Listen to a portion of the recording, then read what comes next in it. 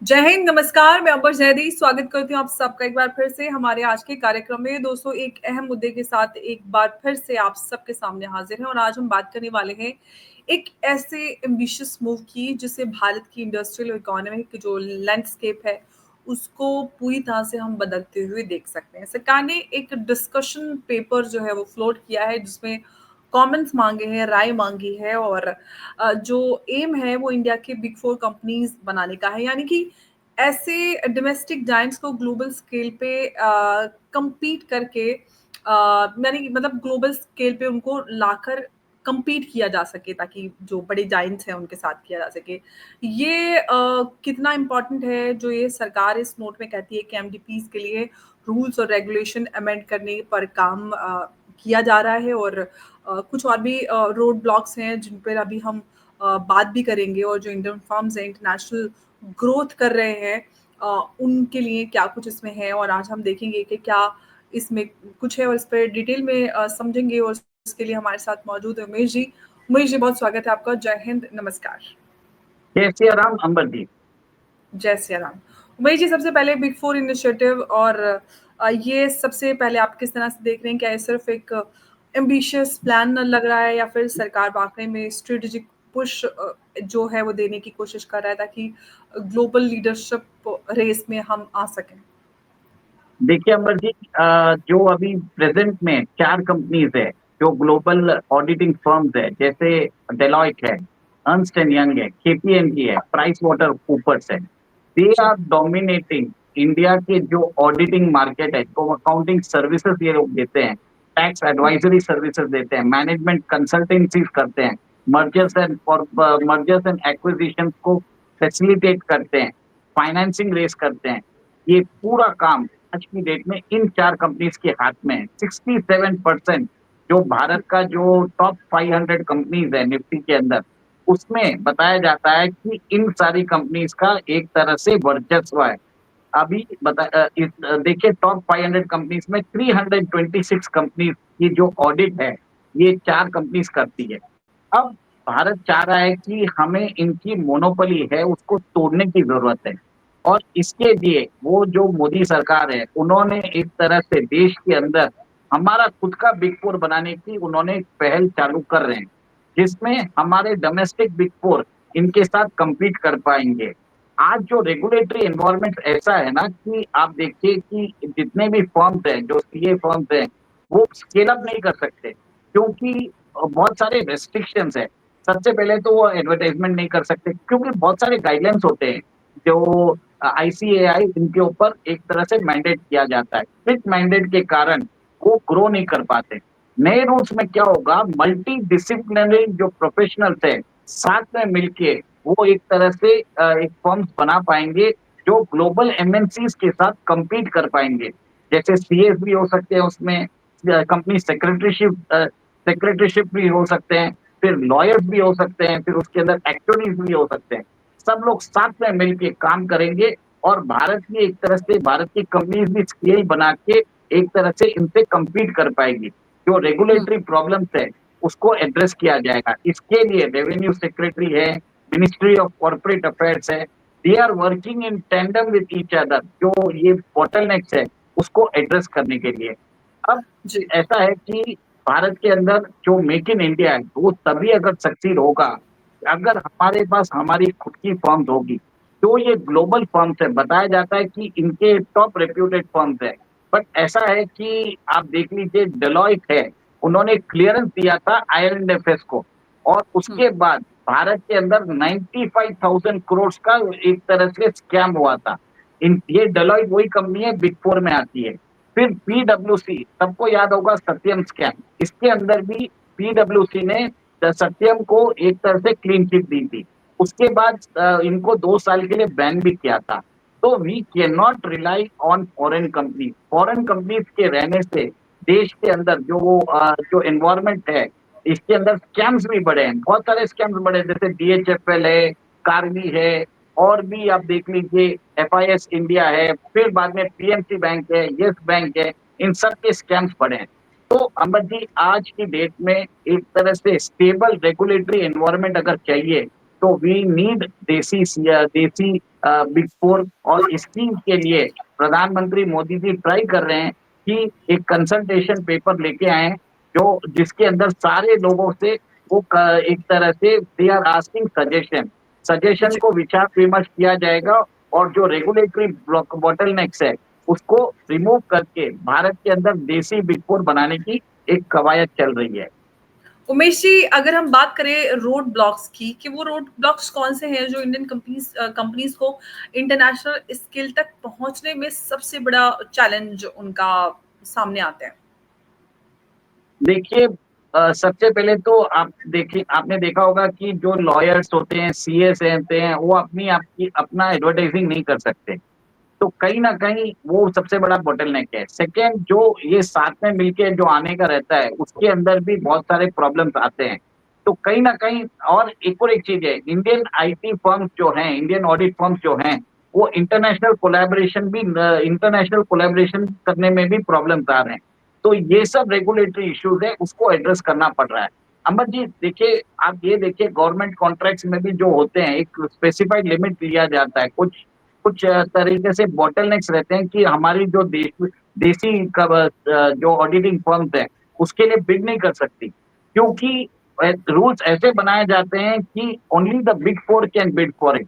और मेजॉरिटी जो कॉन्ट्रैक्ट्स आते हैं, जो भी सजेशन होता है, कंसल्टेशन पेपर होता है, पब्लिक पॉलिसी जो डिस्कशंस होते हैं, इन सब के चीज इनके पास ही जाते हैं। और अल्टीमेटली आप ये देखिए, जो कंपनी ये सब जो सर्विसेज प्रोवाइड करता है, वो क्लीन चिट भी देता है, और इनके ऊपर रिलायंस भी नहीं कर सकते। ये एक तरह से कॉन्फ्लिक्ट ऑफ इंटरेस्ट भी होता है, और देश के अंदर स्कैम्स भी हुआ है इन सब के कंपनीज के होने के बावजूद। तो एक हम्म। स्टेबिलिटी ले आने के लिए, फाइनेंशियल सिस्टम को हमारा सिक्योर करने के लिए, वी नीड देसी सीएस, वी नीड देसी ऑडिटिंग फर्म्स, देसी बिग फोर बनाना जरूरी है। जी। उमेश जी, अगर हम बात करें कि जो हम ग्लोबल कंपटीशन की बात करें, तो क्या जो भारत के एमडीपीज हैं वो चाइनीज और यूएस जाइंट्स हैं उनके अगेंस्ट खड़े होने की क्षमता रखते हैं? देखिए, भारत के जो रेगुलेटरी लॉस है, वो ही एक तरह से हमें एक तरह से रोक के रखे हैं, ग्रो करने नहीं दे रहे हैं। कि आप मल्टी डिसिप्लिनरी प्रोफेशनल्स है, अभी अलाउ नहीं कर रहे हैं कि एक सीए सीएस के साथ मिलके फर्म चालू कर सके। ये सब हम्म। चीजें एड्रेस करना जरूरी है।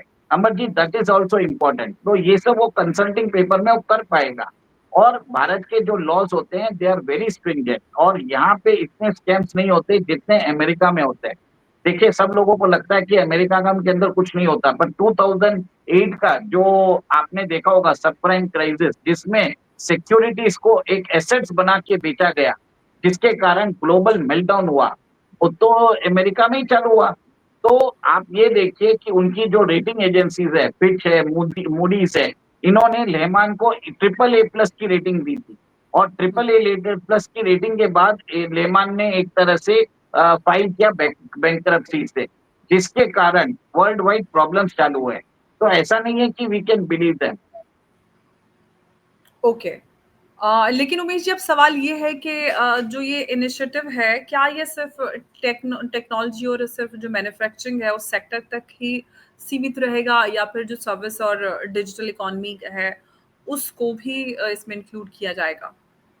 देखिए, सब जगह वो लोग काम करते हैं। जो ग्लोबल जो मार्केट है, ऑडिटिंग और कंसल्टिंग मार्केट है, जो उसका जो शेयर है, $240 बिलियन, ठीक है? हम्म। उसके अंदर ये एक तरह से ओशन है। अब भारत की फर्म्स अगर स्ट्रांग होती रहेगी, तो डोमेस्टिक हमारे जो चार्टर्ड अकाउंटेंट्स हैं, जो कंपनी सेक्रेटरीशिप्स है, लॉयर्स हैं, एक्चुअरीज हैं, वो साथ में मिलके एक तरह से पोजीशन कर सकते हैं, ओवरसीज कोलैबोरेशन भी कर सकते हैं, ब्रांड बना सकते हैं। अब आज का जो लॉस है, it restricts all this things. इसको करना बहुत ज़रूरी है, और वो सारे सेक्टर्स में जाएँगे। मैन्युफैक्चरिंग में भी जाएँगे, सर्विसेज़ में भी जाएँगे, डिजिटल इकोनॉमी में भी जाएँगे, सब जगह कर सकते हैं। आज जो हम लोग जो काम कर रहे हैं, हम उनको रेस्ट्रिक्ट कर रहे हैं। हमने उनको एक तरह से एमएसएमई और छोटे कंपनीज तक रेस्ट्रिक्ट करके रखा है। अब सवाल उमेश जी ये निकल के आता है कि क्या जो इंडियन बैंक्स और इन्वेस्टर्स हैं वो इतने बोल्ड हैं कि एमडीपीज को ग्लोबल एम्बिशंस के लिए फंड कर सकें? देखिए, उनको फंडिंग की ज़रूरत ही नहीं है। आज इनके नहीं, रिकमेंडेशन से फंड कर सके। जी। मैं समझा नहीं क्या। मतलब मैं ये बोलना चाह रही हूँ कि जो इंडियन बैंक्स हैं और जो इन्वेस्टर्स हैं, वो इतनी बोल्ड स्टेप्स लेंगे कि जो एमडीपीज हैं, उनको ग्लोबली एम्बिशंस के लिए फंड करें। देखिए, जो इंडियन जो बैंक्स एंड अदर थिंग्स है, आजकल अभी जो रूल्स है, they can not take the services of this local desi auditing firm. Rules हुँ, को चेंज किया जाएगा, जिसके कारण जो इंडियन इंस्टीट्यूशन है, फाइनेंशियल इंस्टीट्यूशन, इवन जो गवर्नमेंट इंस्टीट्यूशन है, वो लोग चाहेंगे तो they can actually take the services of big four auditing firm, of desi big four auditing firm. उसके लिए बनाने के लिए स्ट्रक्चर चाहिए। जो देसी ऑडिटिंग फर्म्स है, they don't need funding, they are actually doing, they provide advisory services, they provide consultancy services. और कंसल्टेंसी सर्विसेज में हमारे पास सारा टैलेंट है। अल्टीमेटली EY या PwC या अगर डेलॉइट को अगर आप वहां पे भी अगर काम करते तो इंडियंस ही काम कर रहे हैं ना। तो हम लोग खुद अपने देश के अंदर हमारे जो सीएस हैं, जो हमारे आईसीडब्ल्यू हैं, जो सीएस हैं, लॉयर्स हैं, उन सबको एक तरह से प्लेटफॉर्म दे दीजिए कि आपस में मिलके पार्टनर्स बन जाए एक फर्म में, ग्लोबली स्केल अप कर लो। तो यही चीज मांग रहे हैं गवर्नमेंट। इसी को एक तरह से इन लोगों को साथ में लेके आके एक तरह से they will be able to outbid विदेशी बिग फोर जो हैं, इन लोगों को इन इन लोगों के सामने कंपटीशन करना पड़ेगा। रेगुलेटरी फ्रेमवर्क को एक तरह से वो अलाउ करना चाहती है गवर्नमेंट। ओके। लेकिन उमेश जी, अगर हम भारत के डोमेस्टिक जो जायंट्स हैं ग्लोबल कंप्लायंस को और जो स्टैंडर्ड्स हैं, उसको मैच कर पाएँगे? देखिए, भारत के जो फर्म्स है ना, जो रेगुलेटरी स्टैंडर्ड्स है, बहुत स्ट्रिंजेंट है वर्ल्ड में। इनफैक्ट वेस्टर्न कंट्री से ज्यादा भारत के अंदर ज्यादा एक तरह से रूल्स एंड रेगुलेशंस है। मिनिस्ट्री ऑफ कॉर्पोरेट अफेयर्स बार बार आपने देखा होगा कि वो हमेशा अपने रूल्स चेंज करती रहती है। सेबी भी अपने securities exchange board of India भी एक तरह से कंटिन्यूअसली इन्वेस्टर प्रोटेक्शन के लिए काम करता है। इसके लिए तो क्रिप्टो को अलाउ नहीं कर रहे हैं। आप देखिए ना, किसके लिए नहीं कर रहे हैं? क्योंकि एक तरह से रेगुलेटरी सिस्टेमिक रिस्क है। भारत ऐसा हुँ, कोई भी नहीं काम करता जिससे हमारे फाइनेंशियल इंस्टीट्यूशन को प्रॉब्लम हो सके। एक तरह से देश के अंदर जो आर्किटेक्चर है, हमारा जो फाइनेंशियल सिस्टम्स है, फ्रॉड्स ना हो, इसके लिए वी नीड देसी बिग फोर। ओके। लेकिन उमेश जी, अब सवाल ये है कि ये जो इनिशिएटिव है, इसका इम्पैक्ट स्टार्टअप और जो स्मॉल बिज़नेसेस हैं, उन पर क्या होगा? क्या उनकी ग्रोथ को सपोर्ट करेगा या फिर अदरवाइज़ कुछ और इसका असर नज़र आएगा? देखिए, सब जगह सबको सपोर्ट करने वाला है। अभी हम फ्री ट्रेड एग्रीमेंट भी साइन कर रहे हैं, यूके के साथ कर रहे हैं, सर्विसेज की बात हो रही है। तो इससे क्या होगा, क्रॉस बॉर्डर सर्विसेज भी ऑफर कर सकते हैं। इंडियन फर्म्स बाहर की फर्म्स के साथ कोलैबोरेशन करके उस कंट्रीज में जाके वो सर्विसेज प्रोवाइड कर सकती है। अभी हमारी ये जो बड़ी फर्म्स है, PwC है, EY है, अर्नस्ट एंड यंग है, फिर बाद में डेलॉइट है, ये लोग यहाँ पे आके सर्विसेज प्रोवाइड करते हैं। हमारी फर्म्स को हम ग्लोबल तभी बना पाएंगे जब हम ये रेगुलेटरी बॉटलनेक्स हटाएंगे। अंबर जी, ये देखिए ना कि जितने भी आप बात कर रहे हैं, इतनी चीजें हैं। जो फ्रॉड हुआ था आइलैंड अफेयर्स को, उसको क्लीन चिट दी थी डेलॉइट ने। और हुँ, सत्यम केस में भी आपने देख लिया, वो PwC ने उनको क्लीन चिट दी थी। तो ऐसा नहीं है कि ये बड़े बड़े रेगुलेटरी जो बड़ी ऑर्गेनाइजेशन है, इन्होंने कोई मिस्टेक्स नहीं किए हैं। मिस्टेक्स हुँ, सब जगह होते हैं। बस क्या होता है, हमारी मीडिया जो होती है, इन लोगों की जो गलतियां हैं छुपा के रखती है, और हमारी गलती, हमारी जो छोटी से छोटी गलती है, उसको एम्पलीफाई किया जाता है। This is the difference. और भारत सरकार ने डिसाइड कर लिया कि हमारा खुद का, हमें ऑडिटिंग फर्म जरूरी है, हमें मैनेजमेंट कंसल्टेंसी फर्म चाहिए। और देखिए, देश के अंदर बहुत बड़ा कॉन्ट्रैक्ट गवर्नमेंट देती है। गवर्नमेंट पब्लिक पॉलिसी के लिए मंगाती है। मोस्टली ये कॉन्ट्रैक्ट ये बिग फोर को जाते हैं। अब अगर देसी बिग फोर आ जाते हैं, तो हमारा पैसा हमारे देश में रहेगा। नहीं तो ये लोग पैसा कमा रहे हैं अभी। जी, बिल्कुल आपने सही कहा। लेकिन अगर इस इनिशिएटिव की बात करें, तो इस इनिशिएटिव में आपको कितना दम नज़र आता है पॉलिटिकल विल और पॉलिसी कंटिन्यूटी के हिसाब से अगर बात करें? तो क्या ये जो इनिशिएटिव है लॉन्ग टर्म कमिटमेंट की तरह आगे बढ़ता रहेगा या सिर्फ़ एक पेपर के रूप में ही हम इसको या फिर उस मतलब वहीं तक सीमित देखेंगे? देखिए, कंसल्टेशन पेपर इसी के लिए बुलाया जाता है कि सारे स्टेक होल्डर्स के साथ उनके इनपुट्स लिया जाए। और हुँ। ये सितंबर 30th लास्ट डेट है, उसके बाद रूल्स आएंगे और एक तरह से भारत सरकार, एक तरह से मोदी सरकार मैं बोल सकता हूँ, वो चाहती है कि देश के अंदर खुद के देसी बिग फोर बनाया जाए। तो ये कंसल्टेशन पेपर ही इसके लिए निकाला जाता है। तो मतलब ये कह सकते हैं कि इसमें एक स्ट्रॉन्ग पॉलिटिकल विल और पॉलिसी कंटिन्यूटी नज़र आती है कि उसको हम सही मायने में इम्प्लीमेंट होते हुए देखेंगे और एक बड़ा बदलाव हमें नज़र आएगा। उमेश जी, आप इस डेफिनेटली फील्ड से देखिए। आते हैं और आप इसको इन टेक्निकैलिटीज़ को बहुत ज़्यादा अच्छे से समझते हैं, क्योंकि मुझे इकोनॉमी की उतनी ज़्यादा नॉलेज नहीं है, बहुत बेसिक चीज़ें मैं समझ पाती हूँ। तो एक बड़े अगर हम लार्जर पर्सपेक्टिव में हम देखें, तो क्या इसका असर हमें आम लोगों के जो छोटे बिज़नेसेस हैं, उन पे हम नज़र आएगा? देखिए, आज की डेट में अगर कोई कंसल्टेंसी सर्विसेज प्रोवाइड करना चाहता है यूके में, ऑस्ट्रेलिया में, तो यहाँ पे लोग एक तरह से क्रॉस फंक्शन जो लेते हैं, जैसे सीएस होता है, लॉयर्स होते हैं, एक्चुअरीज होते हैं, आईसीडब्ल्यूए, जो जितने भी ये ऑडिटिंग, अकाउंटिंग और मैनेजमेंट सर्विसेज प्रोवाइड कर रहे हैं, ये साथ में मिलके एक तरह से एक ग्रुप बना सकते हैं। और इसके अलावा वो ग्लोबली जाके वहाँ पे भी दूसरी कंट्रीज की जो ऑडिटिंग फर्म्स है, उनके साथ कोलैबोरेशन कर सकते हैं और इंडियन लोग वहाँ पे जाके सर्विसेज प्रोवाइड कर सकते हैं। ये फ़ायदा होने वाला है। देखिए, ये बात समझने वाली बात है। आज जो रूल्स हुए हैं ना, ये अलाउ नहीं करते। बहुत सारे रूल्स ऐसे हैं। ओके। तो मतलब ये कह सकते हैं कि जो इंडिविजुअल लोग काम करते हैं, फ्रीलांस काम करते हैं, उनको भी कुछ हम आगे बढ़ते हुए इसमें देखेंगे, उनको भी मौका मिलेगा, जो देखिए सर्विसेज़ देखिए सबको फ़ायदा होगा इससे। इससे हमारे जो फर्म्स हैं, वो ग्लोबल जा पाएँगे।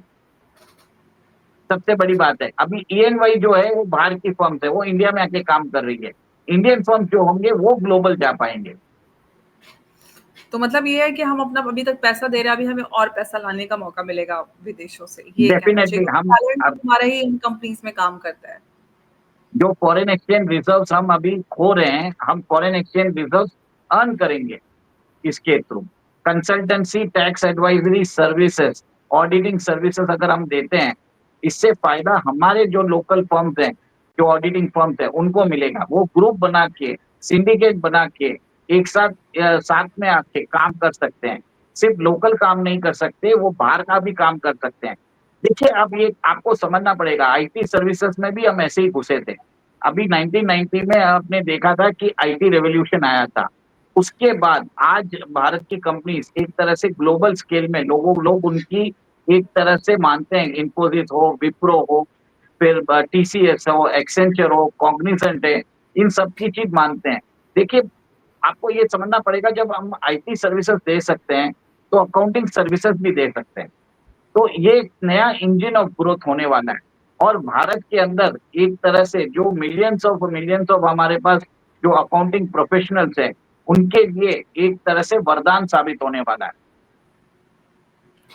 बिल्कुल, आपने सही कहा कि ये एक बड़ा कदम साबित हो सकता है, क्योंकि फ़िलहाल जिस तरह से यूएस इकोनॉमी सिखाने की कोशिश कर रहा है, उससे तो लोगों को ज़रूर सीख मिलेगी कि जिस तरह से हाँ, किसी कोई भी यूएस से इकोनॉमी बिल्कुल नहीं सीखेगा और पढ़ेगा। और भारत की इकोनॉमी की बात करें तो हज़ारों सालों से भारत का इतिहास है और भारत सबसे लंबे समय पूरे दुनिया पर सबसे बड़ी इकोनॉमी के तौर पर राज कर चुका है, और एक बार फिर से भारत का वो समय वापस आता हुआ प्रतीत हो रहा है और उस दिशा में हम काफ़ी काम होते हुए भी देख रहे हैं। ये एक बड़ा एक इनिशिएटिव और एक पाथ ब्रेकिंग इनिशिएटिव साबित हो सकता है। और उमेश जी, आपने इस पूरे मुद्दे पर हमारे साथ काफ़ी अहम बिंदु साझा किए और काफ़ी फैक्चुअल पॉइंट के साथ काफ़ी सरल शब्दों में आपने समझाया, मुझे भी और सारे व्यूअर्स को भी आई एम श्योर काफ़ी आसानी से समझ में आ गया होगा कि जो देसी बिग फोर की बात हो रही है, उसके बाद क्या कुछ बदलाव हम देख पाएँगे। आपका बहुत-बहुत धन्यवाद हमारे साथ इस चर्चा में जुड़ने के लिए। नमस्कार, जय हिंद, जय भारत। जय सिया राम। जय सिया राम उमेश जी। बहुत-बहुत धन्यवाद आपका।